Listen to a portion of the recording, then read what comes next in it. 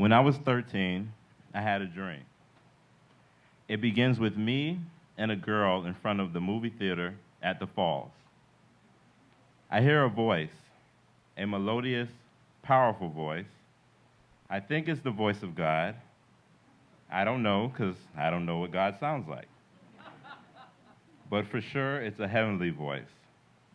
This voice says, "This girl is the one. She is your soulmate. She will be your wife." A few years later, I met Serena. On our third date, we went to a movie at the falls. After the movie, we were outside the theater, and like a lightning bolt, it struck me. I said, "I dreamed this, exactly like this." Serena was the girl in my dream, the girl of my dreams. Serena was my first girlfriend. I've loved her since I was 15. I'm 30 now, and I'm still in love with her. From the beginning, I wanted to marry her, start a family, and grow old with her. That was a scary-ass feeling at 15. I wrote her poems like, "As I write, my soul bleeds through my pen. We were both living with half a heart, but upon meeting became whole again." Our first year together was beautiful. Every night we talked on the phone till 5 in the morning. But shortly after her telling me she loved me, she broke up with me. She said, "I'm not ready for the type and strength of love you give me." I couldn't stop crying. My sister was so mad, she called Serena. "What the hell did you say to make my brother cry?" I lost my innocence that day. I gave my virginity to this girl. After that, I decided to become a womanizing asshole.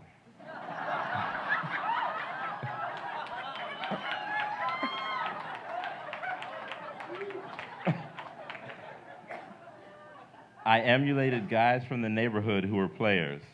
I talked to 2, sometimes 3 or more girls at a time. I figured all those other dickheads out there that treated women like shit and called them bitches and hoes were the ones with all the bitches and hoes.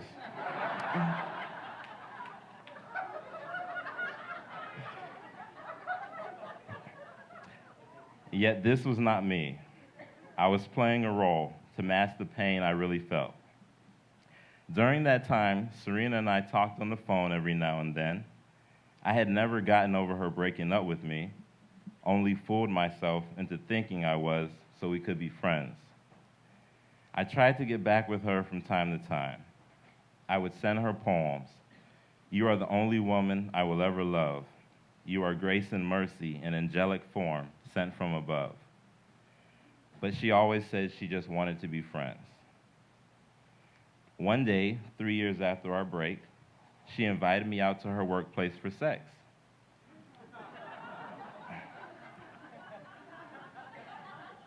I was all over that. We kissed. I've always loved kissing this woman. She tastes like honey-dipped almonds. I'd been waiting for this for 3 years. She gripped me around my biceps and moaned. She said my name. That made me so hot. It always has. I made love to her as if I was dying of thirst, and she was my water. We got back together, and I was the happiest man in the universe. This time, my dance with an angel lasted 8 years. It had its ups and downs. What relationship doesn't? But I thought it would last forever. I loved her more than anything, except drugs. I started with marijuana, then ecstasy, and coke. We did drugs together, but I was the one who was out of control. Yet she stuck by me. We conceived a child during one of our ecstasy sessions, barricaded in our room until 4 a.m. Yes, my daughter is an ecstasy baby. I'm not proud of how she was made, but she is my world. Her name is Gianna, which means God's grace. I supported Serena and my daughter for 2 years, so Serena didn't have to work.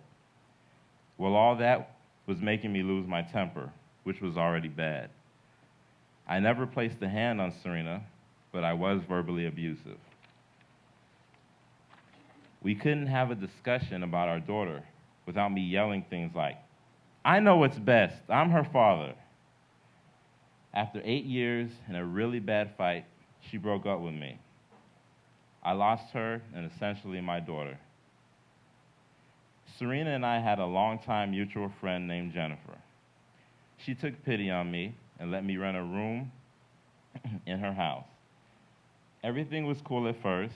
I paid rent, went to work. On my days off, I didn't care about anything except getting high and trying to suppress the pain of being without Serena and Gianna. I would cop ecstasy, cocaine, and weed. After paying my rent and my phone bill, I would give Serena money for Gianna, which left me with $800 a month to blow, and I did. One night, I was extremely toasted. Weed and coke make me horny. Ecstasy makes me horny.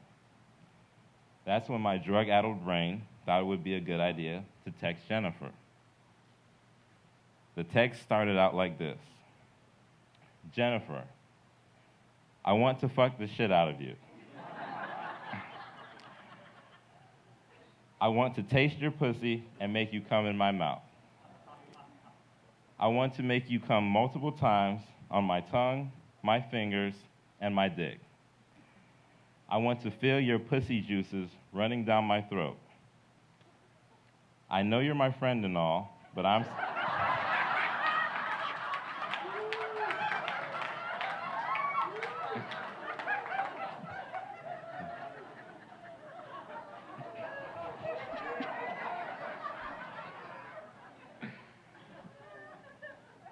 so horny right now.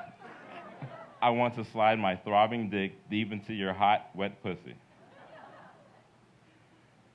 Jennifer did not text me back.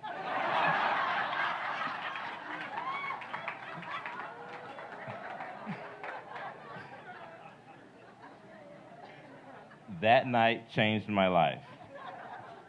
I lost a good friend. I got kicked out of her house.